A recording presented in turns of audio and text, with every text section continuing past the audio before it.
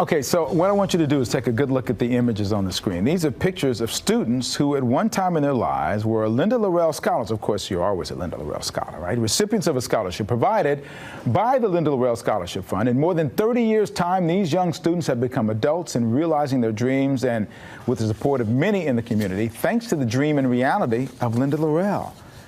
And she's here this morning. Linda's here to talk about this very big deal, and Linda's here as well, talking about the event coming up on September 30th, which is the big deal. Yes. Daughter Lindsay Gregory is here, and Carlos Lewis, the president of the Linda Lorelle Scholarship Fund, and Lindsay, by the way, is on the board as well. So good to see you all. Good to be here. You've grown up. I'm so used to seeing her as a little girl, and now you're a woman. That little baby picture I just saw, it's like, oh my goodness. It's making me feel old.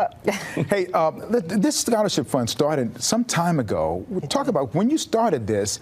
You set it up to begin with as something different, a different kind of scholarship. Yeah, when Lou, my husband Lou Gregory, and I decided to start this scholarship, we wanted to reach a population of students that normally gets overlooked by other scholarship funds. Most people are looking for the top 5 or 10% of the class. We're looking for everybody else. We're looking for those kids who might be in the middle, but for the circumstances they were born into. So in other words, life, and they can't necessarily focus 100% of their efforts on academics. But if they had a little bit of help, and if they had somebody saying, you can do it, and here's an opportunity for you, and we will help you get there, they can go on to soar. So that's who we try to help. Carlos, do you remember when you first found out you got a scholarship? What was that like? How's it made an impact on you? I do. It was 1998, and the Scholarship Fund helped me to graduate from Texas Southern University, and I graduated in 2003.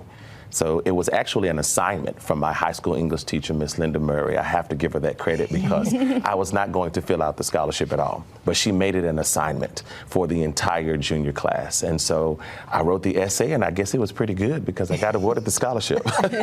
And what's it like as a scholar? You don't just get the money. You're actually expected to give back, and you've been Yes, absolutely. You give back through services, we have lots of events. So, for example, we have seminars that we offer the scholars who actually are part of the Scholarship Fund. So they don't just, the Scholarship Fund, I'm a part of it. The Scholarship Fund doesn't just give you money and send you on your way. There's mentoring available. There's also job opportunities available. There's also etiquette luncheons that we offer, how to apply and obtain more scholarships. So it really is a holistic approach. Lindsay, I remember, and we saw some of those pictures of you as a baby when this was starting out. What is it, how has your life been changed as you've been able to watch this, as you've grown up? What kind of impact has it made on your development, you think, as a woman? Honestly, it's been pretty surreal the entire time, but it really, at the end of the day, has stressed how important it is to give back to our community and to help those in need and to really bring people together at the end of the day and help out where we can. That whole process, I mean, you've lived with it. I mean, around your house, that's the way it's been. That's kind of like your DNA, whether you want to be that way. Yeah, exactly, yeah. Does that give you some impetus in terms of what's next for you, in terms of how you want to play a role in going forward with this organization? Yeah, I just want to, work with Carlos and the rest of the board to do what we can to bring it into the next generation and maybe reach even more kids. Right. Hey, I want to show a part of a PSA that you have regarding the gala, but it's also an opportunity to see the scholars before and after, starting with Lindsay, now and then. My parents have been doing it since before I was born. I'm excited to continue the legacy. I want to be a living example that all these things are possible. You're asking me to be part of something so special that has your name on it. This is my opportunity to give back and pay it forward. You have inspired us to give back and do more.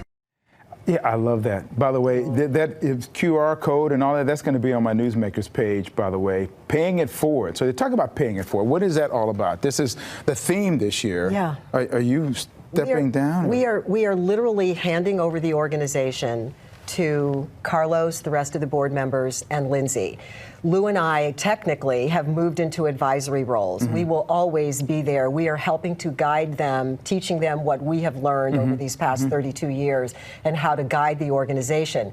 But they are of the generation that can look at what the needs are today and determine and decide how best to move forward. It's a different world now than it was 32 years ago. Absolutely. But I remember when the scholarship events that I've been to and I tried try to go to as many as I could, because you bring kids up there and they were under the impression that they may or may not get the scholarship, and all of them got the scholarship. Right. And they all got laptops and all that, and it's like, why? It's something that they would never expect. Yeah, yeah. It's a very, very special evening where we try to help them feel the opportunities that are available for them. We want them to literally reach for the sky, reach for the stars.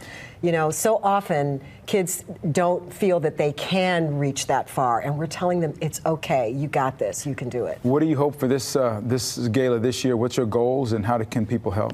Well, you know, donate.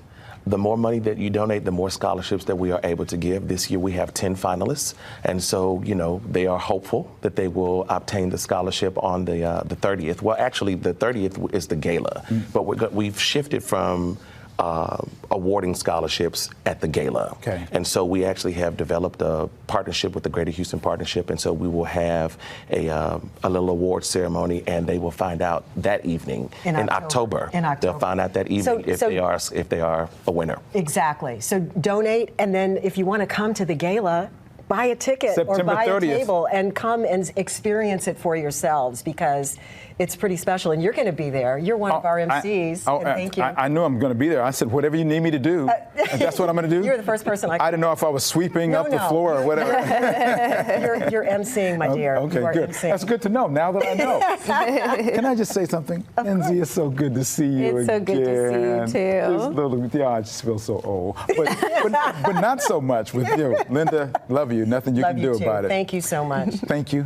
Thank you. Thank you. September 30th, we're going to put all this information on the Newsmakers page on click2houston.com. Final thoughts after the break.